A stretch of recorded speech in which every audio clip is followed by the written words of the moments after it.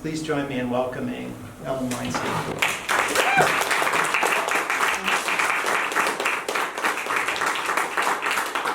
Can you hear me? Okay.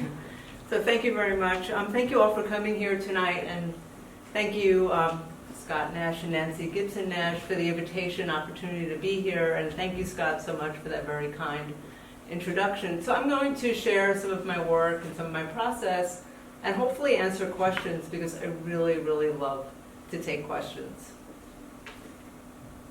So although I work with many different clients and subject matter, there are certain approaches that are consistent throughout my work. I like to take everyday objects and situations and twist them into something new. As an illustrator, I often rely on what I already know and what the reader already knows to tell a story. This is because we have a very short time, maybe just a few seconds, to communicate. And when you take what already exists and juxtapose it with something else, it creates a little puzzle for someone to solve and engages them more with the subject. And whenever possible, I like to use some humor.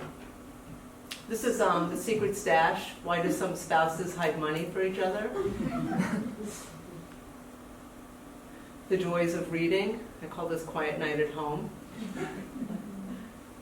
And this actually began as an illustration for the New York Times travel section on how hotels in Europe were beginning to ban smoking.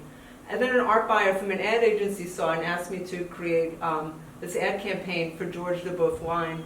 That's based on this tagline: you don't have to understand the French to appreciate their wine. And this was just a really fun campaign to do, because they just wanted the most bizarre, surreal images possible.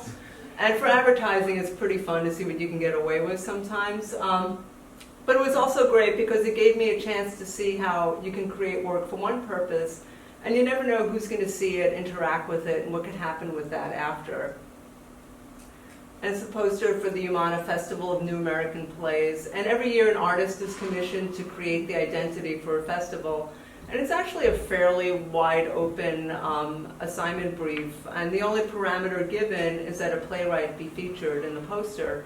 So when I have something that's really open like that, I like to use it as an opportunity to engage with things that I really enjoy drawing. And for me, I love working with nature. I like creating different types of furniture and playing with the scale of things.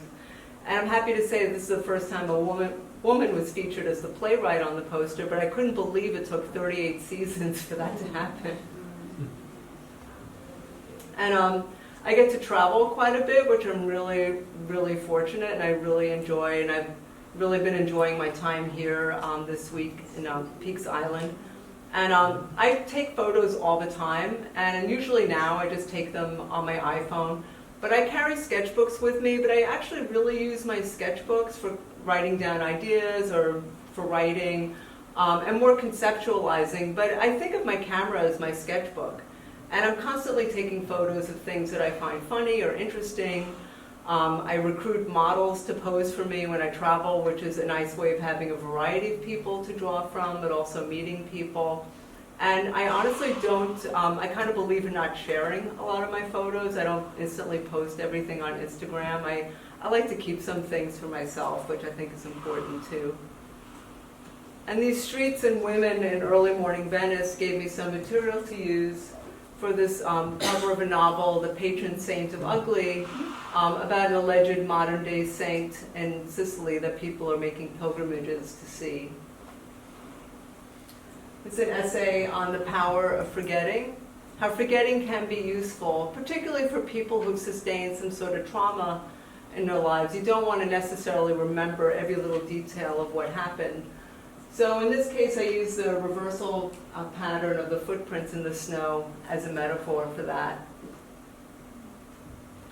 And it's a cover for the New York Times style section. This is the online version. When something's online, usually I like to do an animated version of it, and this is on different personality types called Don't Believe the Type, and how we don't really fit into these little boxes. And I really love using faces and heads too, because since the time we're babies, a baby can recognize a human face, so it becomes a symbol that I can use and take a lot of liberty with. And this little devil character for the New York, for the Village Voice, Worst Landlords issue, which fortunately I don't live in one of these buildings. But this character is actually based on what I see every day. I live on the Lower East Side of Manhattan, And when I walk out my door in the mornings, I see these low-rise tenement buildings and these water towers on top of them. So I love human interest stories because by being human, I've already done some of the research. And there's times when humor can be a useful tool, but there are times when I really need to have empathy with my subject. This is an essay called The Unbelievers, and it's about how some African Americans who are atheists feel left out of the community. And there's nowhere in the text does this exact scene exist, but I wanted to make visible the feeling of being left out. Because no matter who you are or where you're from, we all know what that feels like. Losing a spouse early in life. And this is abuse and harassment in Hollywood. This is for the Hollywood Reporter. When the Me Too story started breaking about 1.5 years ago, and obviously that's been in the news quite a bit. Now, why is mom time different than dad time? And it's a really interesting look at like why do more women do more of the household work and raising of children when both parents are working full-time jobs. And here I really wanted to capture the sense of the woman feeling overwhelmed, but also play up the size disparity in the couple.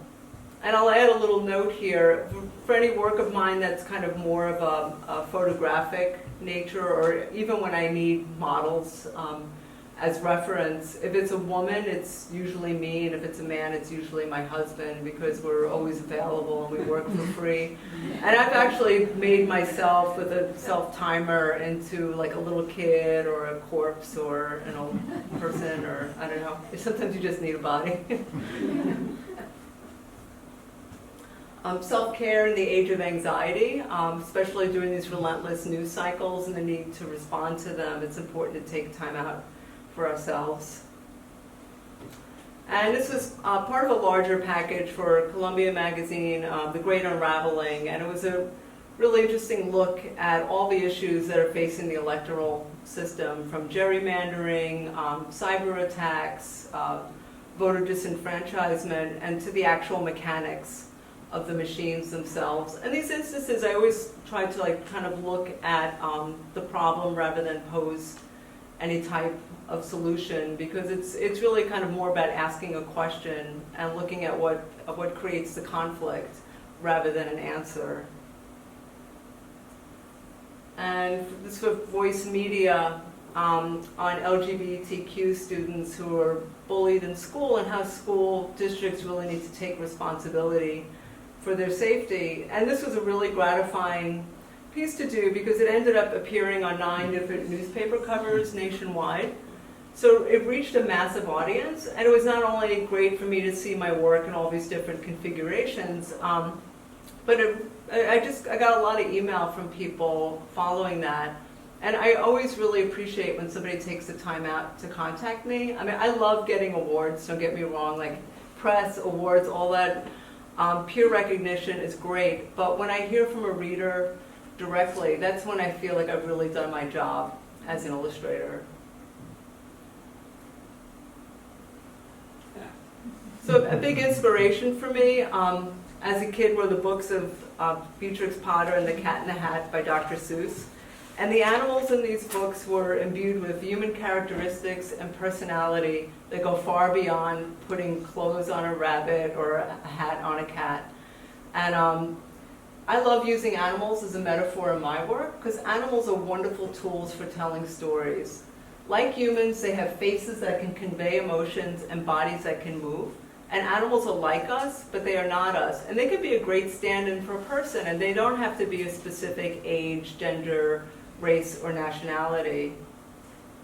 It's a science piece that may affect some of us here and some of us less than, but it's actually about how as we age, our eyes let in less and less light. And this actually causes our bodies to slow down. So I didn't want to do something literal like showing somebody aging or show an eye. And I always try to see how far away I can get from the text and still relate to it. So I thought a rooster waking up at the crack of noon would be a fun way to convey that. And I know I'm having a really good day as an illustrator when my big problem to solve is what kind of pajamas would a rooster wear. And this is actually a surprisingly uplifting piece about new species being discovered, because we hear of so many that are unfortunately going away. And in fact, sometimes there's new species that scientists don't have names for them all. But I actually just wanted an excuse to create a little multi-beast out of many different types of animals. This is a calendar for the Frog Folio. There's a printing company that has this Frog Folio calendar. And again, it's one of these pretty open prompts where 12 artists are asked to create an image that just has a frog in it. You know, that's pretty much go to town with a frog.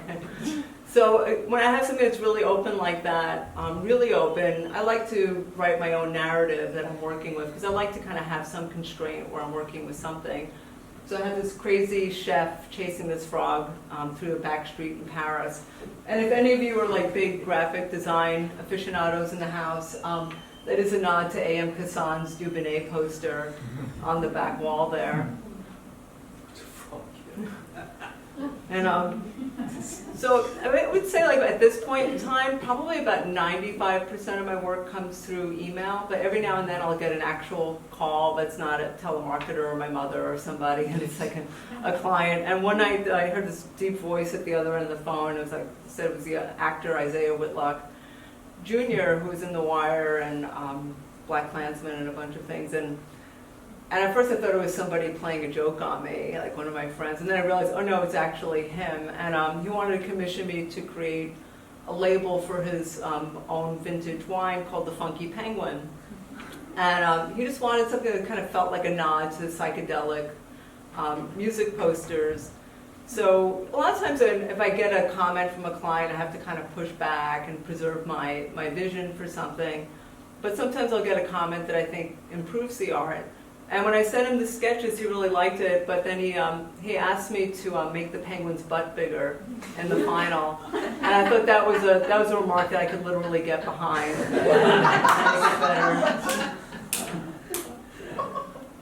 So I have a dog who some of you have met by now. Anybody who's on Peaks Island has probably seen my dog by now. He's a little mini dachshund, a mini long-haired dachshund. And he's super adorable, and he's my frequent muse. And so this is actually more of a narrative image than you may initially think. He's got this toy bear, and he's had it as long as I've had him, and the bear's 9 years old, he's 9 years old. And the bear is the same size as he. And this toy, and maybe some of you have pets, and I will add, I apologize to anybody here who has a pet, but my dog is the cutest pet ever. But he, this toy is so disgusting. It's missing its eyes, it smells, it's completely stiff, it has no fur left on it, but he just runs around with this thing in his mouth all day. And I wanted to imagine what it would be like if he could come to life and they could just hang out together. And here's Fritzy posing for the National Public Radio calendar, and I call this Small Things Considered. And every year I'm in this, I participate in this group show that coincides with the Westminster Dog Show in New York. It's called the Dog Show. And I have a different painting of Fritzy that I use. And here he's got different hairstyles. I didn't actually give him these hairstyles, but I do think they would look quite adorable. And one of the things I really love about being an illustrator is that I get to create the world that I want to live in. So if I want my dog to be the largest animal in my holiday card, I can do that too.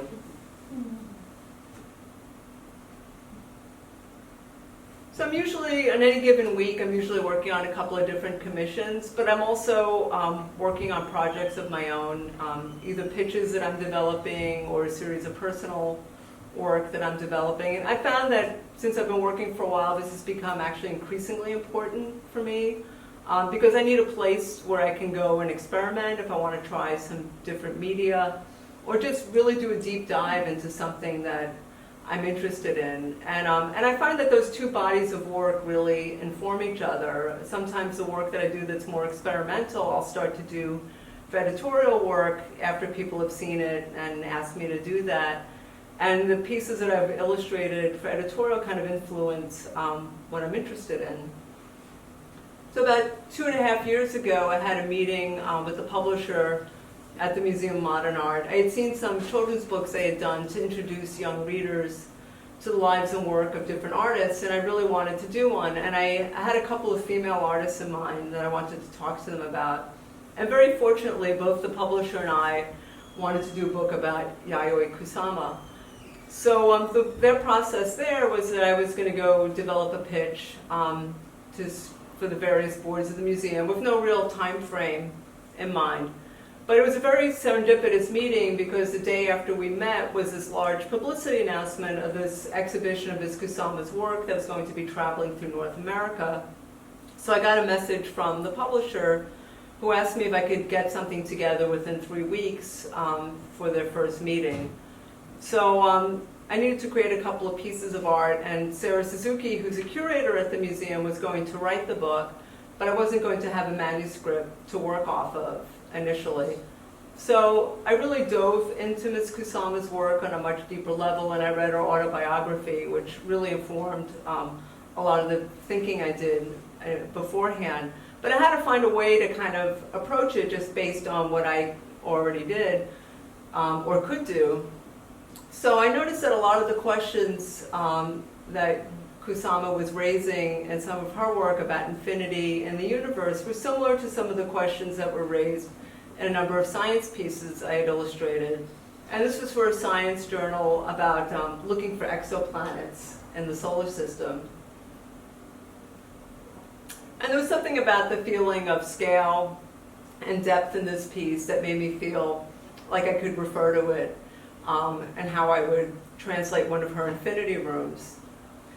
And in her autobiography, Infinity Net, she wrote a lot about her childhood growing up on her parents' flower nursery in Matsumoto, Japan, and how she would just go out in the field and draw for hours every day in her sketchbook. And then again, I thought, well, there's pieces that I've done of people in nature in those kind of contemplative settings, so I can also kind of work with that. So I created 4 pieces for the pitch, and obviously it was approved. And this was one that shows her in kind of an imagined infinity room and drawing her parents' flower nursery in Matsumoto, Japan. And it was great because it was actually a very kind of collaborative, organic process. It was quite different from getting a finished manuscript and working from that. Sarah Suzuki actually took into account the 4 pieces I created for this pitch, and these first 2 are part of that, and wrote them into her manuscript and her first draft when she was finalizing that. But one of the challenges I found of creating this book was to capture the essence of Ms. Kusama's work, but not lose my own voice as an artist, because the last thing I wanted to do was do some weird pastiche, kind of bad karaoke thing of her work, and also just not kind of honor who I am as well. But I was able to speak to her very vibrant sense of color, her sense of pattern, and use the motif of the repetition of dots throughout the book. Another challenge was depicting Ms. Kusama at 3 different points in her life: when she was a girl growing up in Matsumoto, Japan, the time period that she was in New York in her late 20s and 30s, and then as she is now in modern-day Japan. And here she is at the top of the Empire State Building observation deck when she first came to New York, looking down where everyone and everything looked like dots. So when Sarah had the first draft written, we had a meeting with the publishing department at MoMA to discuss the direction of the book, and talk about certain specific pieces and aspects that were important to convey. Like this sculpture there in the studio scene is actually part of MoMA's permanent collection of Kusama work. So one thing Sarah and I discussed was the time period that Yayoi was in New York. She described it being one of great deprivation for herself. She was always cold, she was tired, she was hungry, she was broke. So I wanted to desaturate the scene and take the color out to convey that mood. And it also spoke to the black and white Infinity Net paintings that she was creating at the time. And this is part of her imagined space in Japan as she's working now. And as part of the pitch, I originally had her as a young girl in this scene, but we decided that it worked better at the end of the book. And I've had so many different approval chain processes throughout my career. I mean, crazy committees and people coming in at the last minute, and Joe said this and Jane said that, or whatever comes up sometimes. But nothing was ever quite as stressful as waiting for the world's best-known living artist to approve of my artwork of her. And I really sweated that one out until they signed off on. But interestingly enough, her studio did come back with some notes. But they were all of a fact-checking nature. Things like the color of her kimono when she was at the Venice Biennale, what she was actually wearing on the airplane when she came to the United States. And then they had one request. This is the last spread from the book that shows her living and working now. And she's 90 and has shows coming up in the fall and in the spring, and she's working every day. And originally I had this as just a plain orange background behind her, but they asked me to incorporate some of the vocabulary from the paintings that she's creating now. And I thought to myself, well, of course, you always want to end with somebody's most recent work. And I felt that all the comments and notes that they had only strengthened the integrity of the book. And it's just been such an honor to have worked on this. I was in Japan in November doing school visits and events, and I went to the Yayoi Kusama Museum, of course, but I was met there by her student during the process. And she came there to tell me how much Yayoi loved the book, which was just such a really wonderful thing to hear. So it's actually in its third printing now, and it's been translated into, I think, 6 different languages at the moment. So a few years ago, I was working on this piece on superstitions for a science magazine. And I love working with science. I was a total science nerd as a kid, so it's been a really fun thing to have my two worlds collide as an adult. But I noticed a lot of behavior in the article sounded eerily familiar. And around the same time, I heard an interview with Radiohead frontman Tom York, who shared his pre-performance ritual.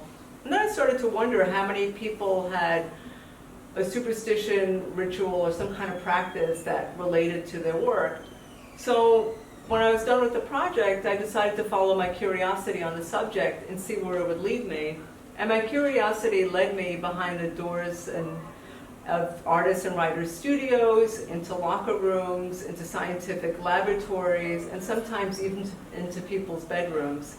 And one thing I discovered was that these behaviors were just universal across all kinds of professions, geographic borders, time periods. And so this originally, for me, started as kind of like a side project. I was just working on a couple of pieces for myself and experimenting with working a slightly different way. But then it culminated in this book that I wrote and illustrated that came out last year from Chronicle, Recipes for Good Luck. And so I was actually interested in this subject because I'm really quite superstitious myself. But one of my big superstitions is I'm afraid if I share mine publicly, they'll no longer work for me. So instead, I'm going to share some of the figures in this book. So this actually started with, I was really curious about the playoff beard and where did that originate. And the playoff beard is a common superstition among cis male athletes, and I found that it actually traced back to tennis great Bjorn Borg, who would not shave during a successful Wimbledon run. And Alfred Hitchcock, famed director of such classics as Psycho and The Birds, had a custom of making a cameo appearance in all of his films. So this actually began due to a shortage of extras, but it became a superstition, and he actually feared that a film would flop at the box office if he didn't make an appearance in it. At the time it was built, the Eiffel Tower was the world's tallest structure, and yet it remains one of our most iconic. Ironically, its architect and engineer, Gustave Eiffel, was said to have secretly harbored a fear of heights.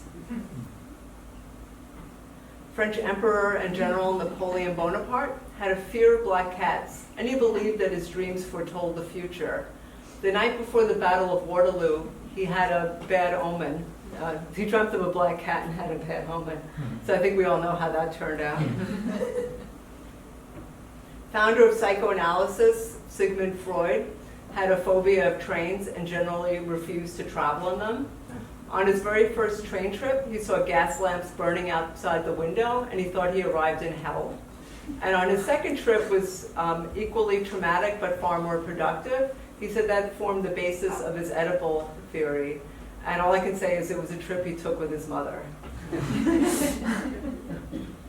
So Theodore Seuss Geisel, also known as Dr. Seuss, kept an immense collection of nearly 300 hats. And when faced with writer's block, the place Dr. Seuss would go was a secret closet where he would choose a hat to wear until he felt inspired. And as a little side note, as part of my research, I also discovered that when he was really blocked, sometimes his editor would come over, and the two of them would sit there with different hats on and kind of like play out some different scenarios. And that red and white hat actually exists, which is like, I was like, wow, that's amazing. Misty Copeland, principal ballet dancer with the American Ballet Theater, listens to hip hop before she dances ballet. And she says she likes to get music in her system before appearing on stage. So before she might perform in a classic like Swan Lake, she may be listening to Drake.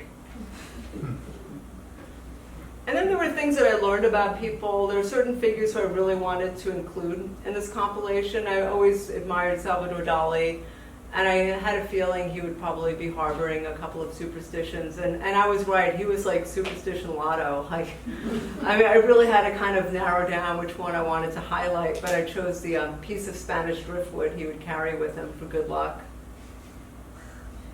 And Frida Kahlo was another figure who I wanted to include. And I thought she'll be similar to Salvador Dali. There'll be all these superstitions. It'll be really difficult to choose which one. And then I actually couldn't find anything that spoke to superstition, like when I looked through her biographies. And but something that seemed really prevalent about her was her devotion of her daily practice of gardening. And she tended the garden at Casa Azul, the home she shared with Diego Rivera, every day. And in the garden, she grew flowers and plants and fruits and vegetables that also feature very prominently in her painting. And I love that, I mean, Frida Kahlo has become this very kind of dark, iconic figure in some ways, but she was actually just very devoted to these quotidian practices of painting and gardening, and to the point where it's hard to know where one ended and the other began. And supermodel and former Victoria's Secret spokesperson Heidi Klum is not somebody I would look at and go, there's got to be something weird going on there. But she actually has a pouch of her own baby teeth that she carries with her for good luck. And she said that she actually dropped it on the airplane once, and she had explained to everybody on the plane that she was crawling around on her hands and knees looking for her own teeth. And I love that, but I also really love that she shared that. Like, I would never tell anybody that if that happened to me. And I would say that all the, like, none of the research I did for this book would have been possible if it weren't for public figures sharing their private practices. And I also loved when something really challenged my assumptions about somebody, because, you know, even though somebody's a public figure, like, what could I actually really know about who they were or what their daily practice was? And I think perhaps the best way to end off is with Danish physicist Niels Bohr, who won a Nobel Prize for his research on atoms. And he kept a horseshoe nailed above the door to his laboratory. And a visitor asked him if he actually believed in the superstition that horseshoes bring you good luck. And he replied that he didn't believe in it, but he had been told that it worked whether one believed in it or not. So I wish everybody here only good luck. And I would love to take some questions.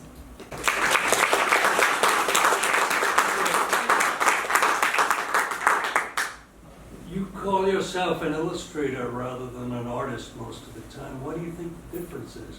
I mean, Michelangelo was an illustrator. Right. Yeah, I mean, I think that's probably been a question since, you know, the first person painted on a cave and somebody said, well, can you make that horn bigger or something? I mean, I think that's always been kind of a question. I mean, I call myself an illustrator because I do primarily work for a context. And my work is often seen in like a magazine cover or in a newspaper or a book or a poster. And I do work for shows. I participate in a lot of shows and I've had shows, but I do consider myself to be, kind of my art is contextualized rather than on its own most of the time. And to me, that's kind of a little bit more of the difference. But so many artists worked on commission. Oh, yeah. To piece, paint the family. Believe me, I'm not a big fan of the labels of it, but I don't mind it either. I mean, I think in some ways people think of illustration as being this sort of secondary art, and I don't. And I find it's sort of a peculiar thing, because illustration is actually the work that people are the most familiar with but know the least about, because it's usually, almost everybody has a comic or a children's book or a movie or a cartoon or something that they grew up with, that they're really familiar with, but know very little about who actually created it. But it's a great question. I wish I had a better answer. So I read in an article where you listed your influences, and one was Lydia Davis, and I was just wondering. Wow, thank you for the research. I was curious. But I was just kind of wondering about how do you think that she influences your work or your thinking? People who I feel inspired or influenced by are just, it's sort of tangential. It's almost like when I just see something or read something or just have a great appreciation for how really good somebody is at what they do, and I find that inspiring.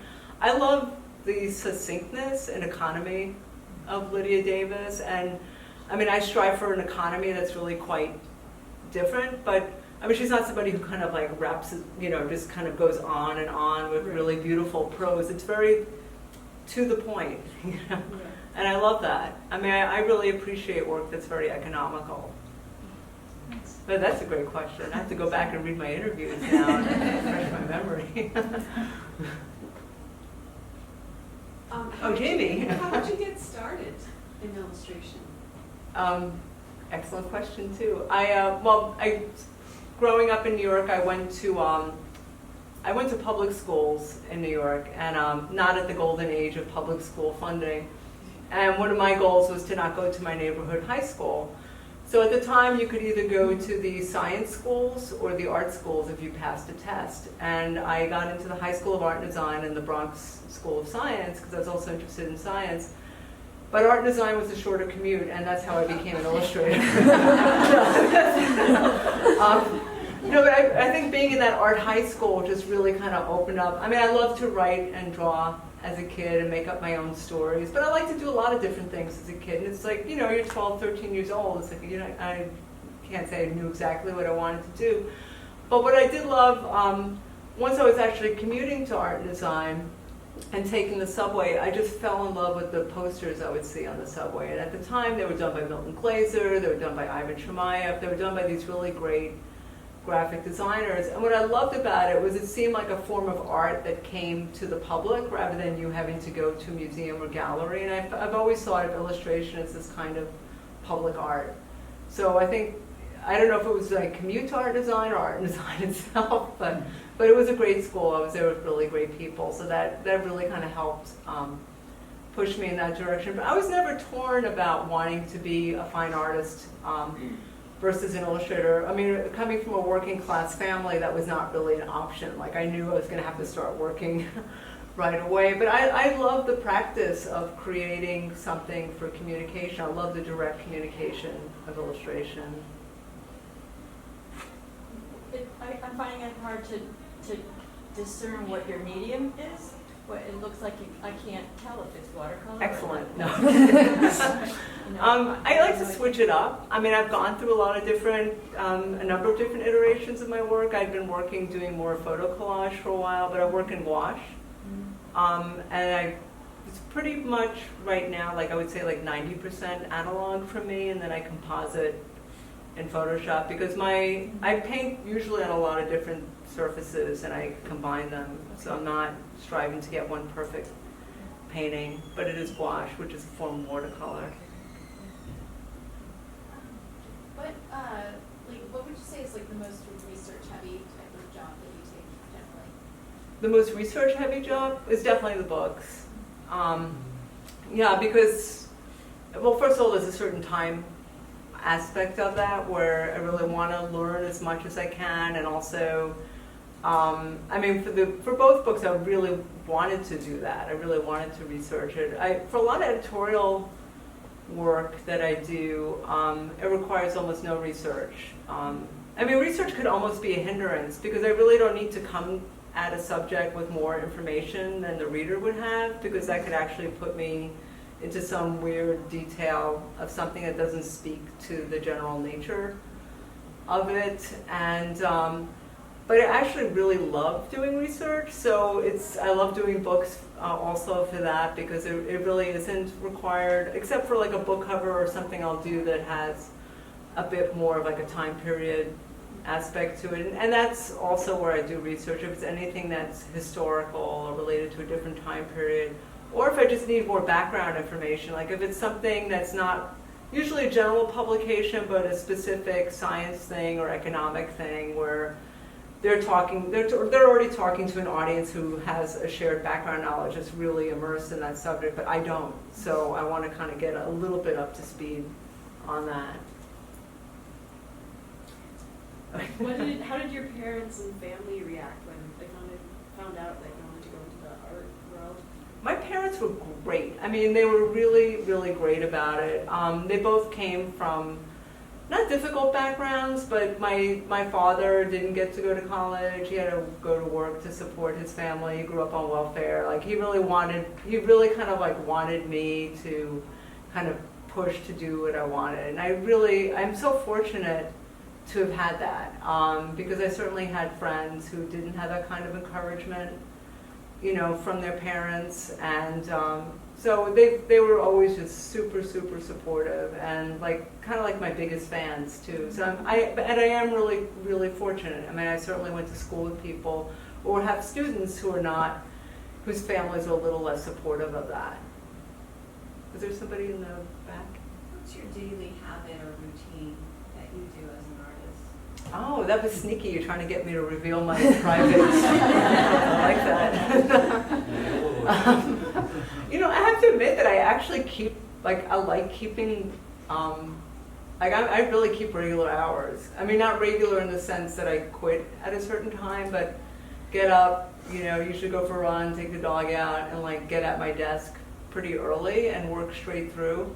I'm not one of those freelancers who's out going to a movie in the middle of the day, and you know, I like kind of like the rigor of keeping that, because it always feels like a slippery slope between like I was once doing something with my life, you know? But yeah, no, I like to, and also a lot of the client-based work that I do is happening in real time, so I don't really have that luxury. Like I have to kind of be around to respond and make changes and interact with people.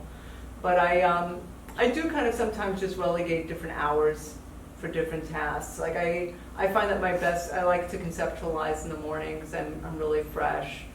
Like by late afternoon I could get really into just the rhythm of painting something, you know, and it just depends. But honestly, a lot of times it's just dictated by what I have on my schedule that week.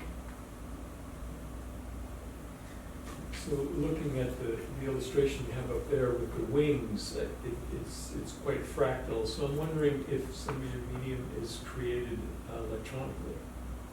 Yeah, some of it is. And I was, I think because I mainly studied graphic design in school, I always kind of approach things more from like almost like a designer point of view, where I'm not really looking to have my particular style be the focal point, but rather like how do I want to solve a problem? And I like keeping it a little bit loose for myself. So if I want something to be more shape driven or more collage, or just more painted, like I have the opportunity to do that. So it is kind of a little bit mixed at times. What would be your favorite?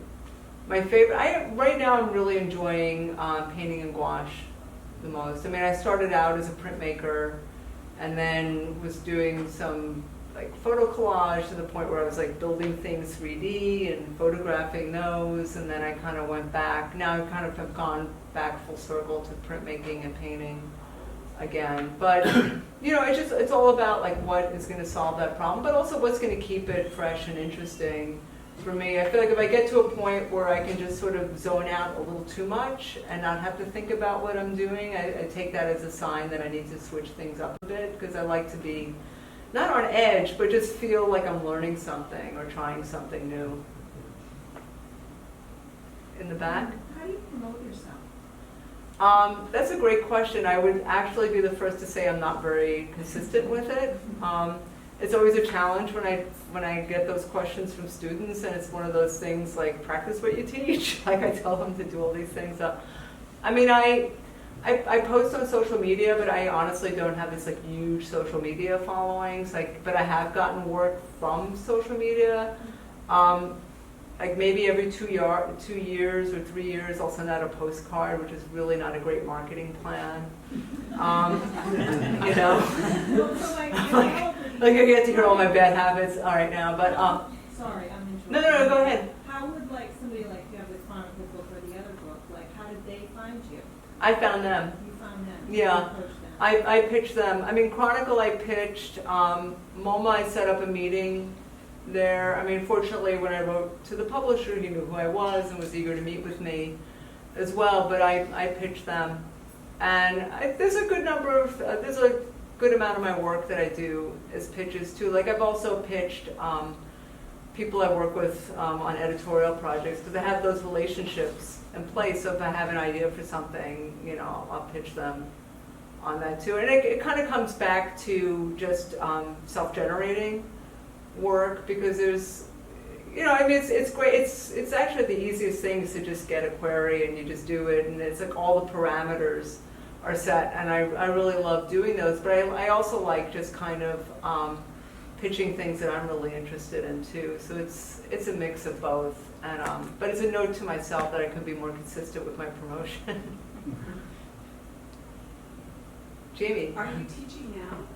I have been teaching at RISD for the past 8 years, but I'm going to start teaching at SVA next year, which will have shorter commute. But I mean, teaching at RISD was great. I mean, I just taught one class there a semester, but I do enjoy it. And following that up, what is the, in terms of like, you know, your student body, what are some of the challenges that you are finding either with their questions, or that's too vague probably, but well, it's changed. It's an interesting question, because I don't know how long. I mean, I'm sure there's people who've been teaching far longer than I have. I've taught for the past 8 years as adjunct, and I mean, there's been a quantifiable change, I think, in things in the past 8 years. But schools have gotten more and more international students, which is kind of great, but also challenging too, because a lot of illustration, in a lot of ways, kind of deals with popular culture. It's like you're shared culture. You're talking about similar movies or points of reference or politics or points of view. And when you have a group of people who don't have the same background or background culture, you have to find other ways of kind of. So I've had to rethink some of the approaches I could take with teaching 8 years ago and kind of reconfigure it to address a changing student population. And I mean, I haven't changed my own learning outcomes for a class, but I just have changed like how we get there. Along the lines of your daily routine question, is your studio where you live, or do you have a studio that you go to in order to? I have my studios in my apartment, and I actually really like that. I had a separate studio for a while, but it was like a half hour away, and I just kind of resented the time that I was spending commuting, and I also felt like I was always there. And now I'm just always home, but at least I'm home. I mean, I kind of like it. I like working at home. I feel like I live in the Lower East Side of New York. I get out plenty. Like I'm never like trapped, you know, in my apartment. And I definitely get up and out. Like I'm not the person who's like sitting there in my pajamas at 4 PM wondering what day it is. Like again, it's like, it's part of the routine. Like I establish that routine for myself, but it depends. You know, I have a lot of friends who have separate studios or people who have shared studios. And I think it's a very personal thing, like what what works for somebody. And, maybe I'll switch it up at some other point, but for now I really enjoy working at home. I wonder if you could share if there are ways that your experience on Peaks Island is influencing you.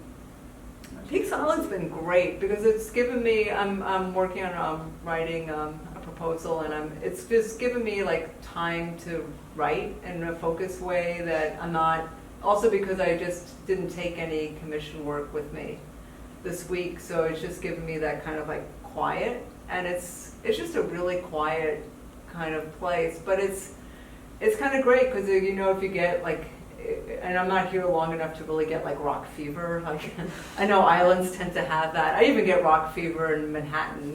Like get me out of here. But Portland's so close by that it doesn't have that kind of. But even the few days that I've been here, like I'm recognizing a lot of people. Like I'm like, oh, you're the 910 walker around this side. And I know what time the dogs on the street go out. It's like, I'm totally like down with the routine.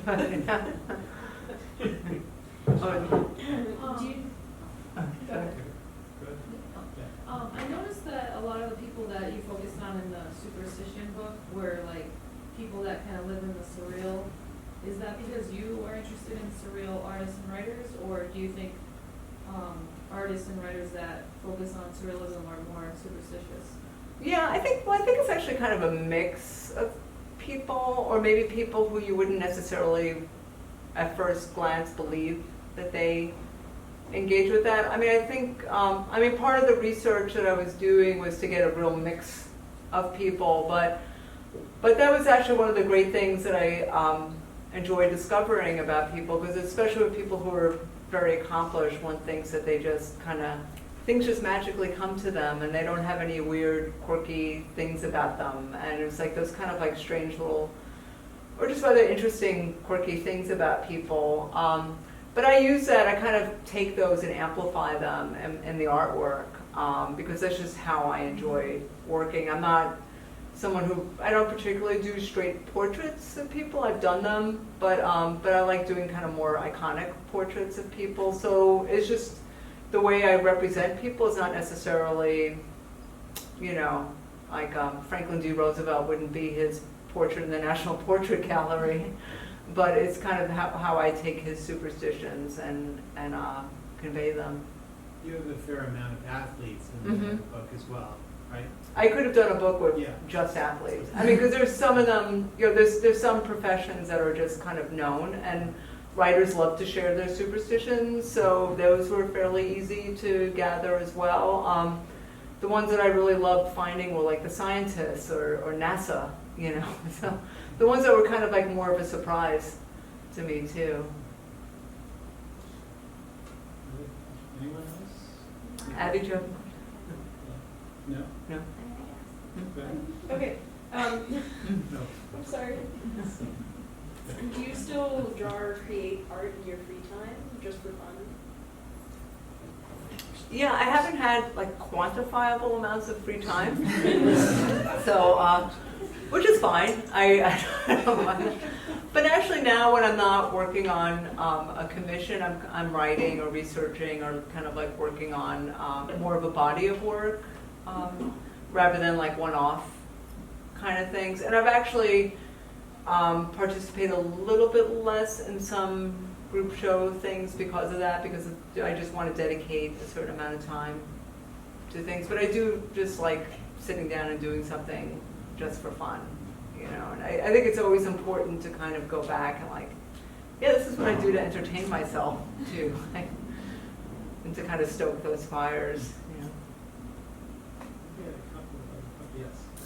I was curious about when you take either a commission or you do a piece for a magazine or an article, or with the book you kind of talked about that process, but just how much back and forth between your ideas and your pitches and their notes, and like how many iterations would you say on average you've had going back and forth? Like how accepting are they of your vision initially, and then how do you get to the final? It varies so much. Sometimes just due to the nature of working on a quick op-ed piece or something, there's not a lot of time for back and forth like that. Like you're just kind of, it's almost like being in triage. Like you were just kind of going really quick. I mean, I've done like a quick turnaround for an editorial job that had more back and forth in it than an entire book. You know, it's like, and it just sometimes it just depends on the culture of the place that I'm working with, and how much autonomy the art director has, how many people need to sign off on something. Things with a big approval chain just tend to take longer just because of the mechanics of it. And not necessarily that I'm going to get back like tons of notes from different people. It just has to go through a different flow process. But I would say like usually it's not that bad. You know, I also give people when I'm working on a commission, I'll provide like 3 or 4 ideas in a sketch form in really different directions from the start. And they're all things that I'd be happy doing because, as we all know, if you send in the one that you don't want to do, that will notoriously be the one that gets picked. And but just also because having worked a little bit as a designer or being trained a little bit in that process, I know that the person on the other side needs to kind of usually go into a meeting with more than one option, and that kind of eliminates some of that initial going back and forth, because more often than not, something from that will get approved. And then when it comes to doing a final, if it's somebody I haven't worked with before, because I show a variety of work, on my website I'll ask them if there's some specific that question up front too. Do we have one more question or 2 more? Well, I was going to ask, how did you then move from graphic design to illustration? Or how long were you working as a designer? Was it kind of a natural progression for you because you were doing more of that in your design work? Yeah, I didn't really work as a designer very long, in full disclosure. I went to Pratt, and at Pratt's program is a ComD program, so there's really no specific focus in design or illustration. I took classes in both. But my design portfolio was actually my illustrations with type on it, and I thought that's what graphic design was. And I interned with Milton Glaser, and he was doing that, so of course this is graphic design, you know. And when I started freelancing a little bit, I worked for another designer, Henry Wolf, who was also doing that. So then it was after that, after I worked with him for a year, and I went out to work in some other studios, I was like, oh no, this is not graphic design what I was doing, like, you know. And I didn't really enjoy the workflow process of it. What I really wanted to do was convey information, not design it. And so but because I had the production skills and the ability to put things together like that, I was able to freelance and get work, either doing production or do some graphic design work while I was getting illustration work. And it probably took about 3 years before I could solidly make a living as an illustrator. One more question? Yes. What advice do you have for somebody who's kind of anxious about pitching their work, talking about their work to people in a way to try to sell it? That's what advice do you have for me? I'm always nervous about pitching, honestly. Like, yeah, I mean, it never gets easier. I mean, I always stress out about it. I never just hit send to go, nailed it. You know? I wish I could do the, U.S. soccer team, like, yeah. But no, I mean, I stress out about it too. I think you just have to do it. You know, it's just, it gets more stressful to not do it after a while. And I think when you do it, I think when I started out, there was a lot of opportunity to meet with people face to face, which was great because you can kind of get this immediate visceral reaction from somebody's face, like it's like a date, like if it's going well or not, just from what they're responding to. But now you can just hit walls of silence, and sometimes that silence just means not now, or we don't have an answer yet, or I'll hear back from somebody later on, or it just means not right for us. There's a lot of reading into it. I think the more you do it, the just more resilient you get about it. Like, I've had a lot of good peaks and valleys in my career, and at this point I can kind of go, okay, I've been through this before, we'll survive, it's all survivable, But stressing out about it and not doing it is more stressful. So you just have to do it. And then just, if you get feedback, get lots of feedback. Take in what's valuable to you and leave out what's not. Everybody's going to have different opinions, but you have to have some confidence in what you're doing or that you want to do, and just the real passion for it will carry you forward. Everybody's gotten rejected. Everybody. Believe me, everybody. I've done research about this. Everybody. Well, on that note. Just keep on a good note.